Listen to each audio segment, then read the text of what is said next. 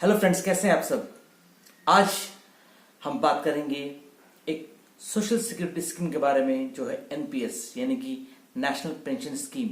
लेकिन इस बारे में बात करने से पहले आपसे रिक्वेस्ट होगा कि अभी तक आपने अगर मेरे इस छोटे से चैनल को सब्सक्राइब नहीं किया तो प्लीज सब्सक्राइब कर दीजिए और साथ में नोटिफिकेशन बेल को भी क्लिक कर दीजिएगा ताकि आपको हमारा पहला वीडियो जब भी अपलोड हो तो मिल जाए जल्दी से जल्दी।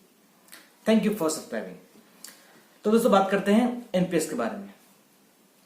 बाकी बाहर के देशों में सोशल सिक्योरिटी को लेकर बहुत काम हुआ है, लेकिन इंडिया में सोशल सिक्योरिटी पे ज्यादा काम नहीं हुआ है। ये one of the best scheme है जो पोस्ट 60 यानी कि रिटायरमेंट के बाद बोले या 60 साल के बाद वाले लोगों के लिए एक पेंशन का एक ऑप्शन देता है। कोई भी इंडियन इसे खोल सकता है, कोई भी इंडियन सिटीजन इसको खोल सकता है। तो ये स्कीम है क्या, इसके बारे में एक छोटा सा ब्रीफ डिस्कशन करते हैं। एनपीएस स्कीम को जब हम ओपन करते हैं, चाहे ऑनलाइन करें ऑफलाइन करें, तो इसमें सबसे पहला जो जनरेट होता है वो है प्रैन, PRAN।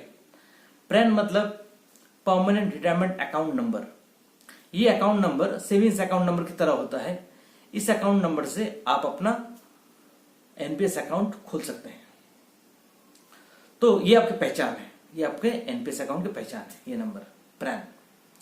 अब एनपीएस अकाउंट दो लेवल का होता है यानी कि दो टीयर्स का होता है, टीयर 1 एंड टीयर 2। टीयर 1 एक बेसिक लेवल है। बेसिक लेवल इसका मिनिमम जो इन्वेस्टमेंट है, मिनिमम जो बैलेंस रखना पड़ता है वो है 500 रुपए, 500 रुपीज। और ये बेसिकली पेंशन को लेकर है, पेंशन के लिए इसमें इन्वेस्टमेंट किया जाता है। इसमें विड्रॉल लिमिट भी है। दूसरा जो है टीयर 2। टीयर 2 लेवल खोलने के लिए टीयर 1 होना जरूरी है, यानी कि टीयर 1 खोलने के बाद ही टीयर 2 लेवल यानी कि टीयर 2 का जो अकाउंट है वो खोल सकते हैं। टीयर 2 एक वॉलंटरी अकाउंट है, आप चाहे तो खोल सकते हैं, चाहे तो नहीं भी खोल सकते हैं। टीयर 2 में 250 रुपीज इसका मिनिमम इन्वेस्टमेंट है। टीयर 2 में इन्वेस्टमेंट है, विड्रॉल्स है, तो इसमें पैसे का लेन देन होता है। अब आते हैं फ्लेक्सिबिलिटी। एनपीएस आपको कितना फ्लेक्सिबिलिटी, कितना पावर देता है। एनपीएस में इन्वेस्टमेंट के दो ऑप्शन होते हैं, यानी दो चॉइसेस होते हैं। एक होता है ऑटो चॉइस, दूसरा होता है एक्टिव चॉइस। ऑटो चॉइस मतलब अब जैसे जो भी हम पैसे डालते हैं अपने एनपीएस में, वो पैसे या तो इक्विटी में जाता है या डेब्ट में जाता है। तो ऑटो में क्या होता है, आपके एज के हिसाब से ऑटोमेटिकली एक रेशियो में इक्विटी और डेब्ट में इन्वेस्टमेंट किया जाता है आपके पैसों का। जितना आपका एज बढ़ता जाएगा टुवर्ड्स 60, उतना डेब्ट पोर्शन बढ़ता जाएगा और इक्विटी पोर्शन घटता जाएगा।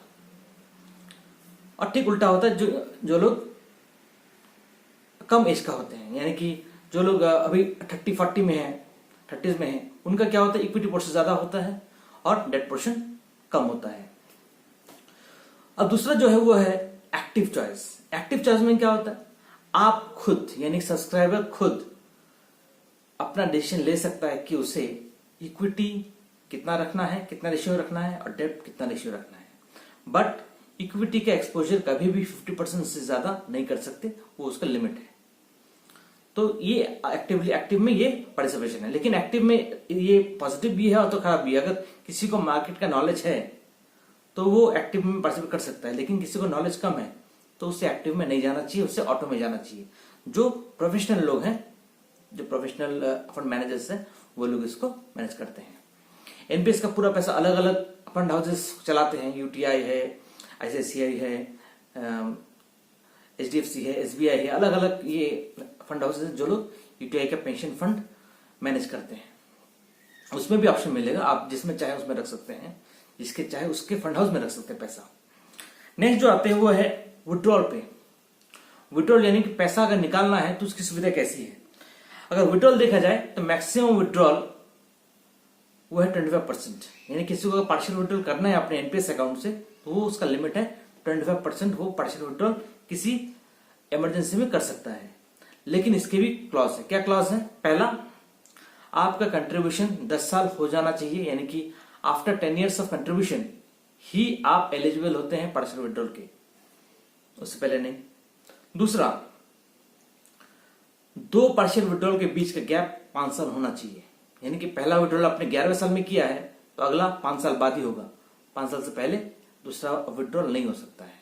ये 2 क्लॉज है विड्रॉल को लेकर। अब आते हैं टैक्स डिडक्शन में। टैक्स डिडक्शन 2 मिलते हैं। एक 80C का बेनिफिट है, 1.5 लाख रुपए का, जो आप जो जितने पैसे एनपीएस में डालेंगे 1.5 लाख रुपए का 80C का बेनिफिट मिलेगा। दूसरा 80CC D1B के अंतर्गत आपको एडिशनल 50,000 का एनपीएस में बेनिफिट मिलता है। यानी कि सोचिए आपने 1.5 लाख रुपए चाहे एनपीएस में हो, पीपीएफ में हो, ईएलएसएस में कहीं भी करके आपने खत्म कर दिया है। अब आपके पास 1.5 लाख के ऊपर अपने एनपीएस में पैसा डाला है, लेकिन आप एनपीएस का बेनिफिट ले सकते हैं एक्स्ट्रा।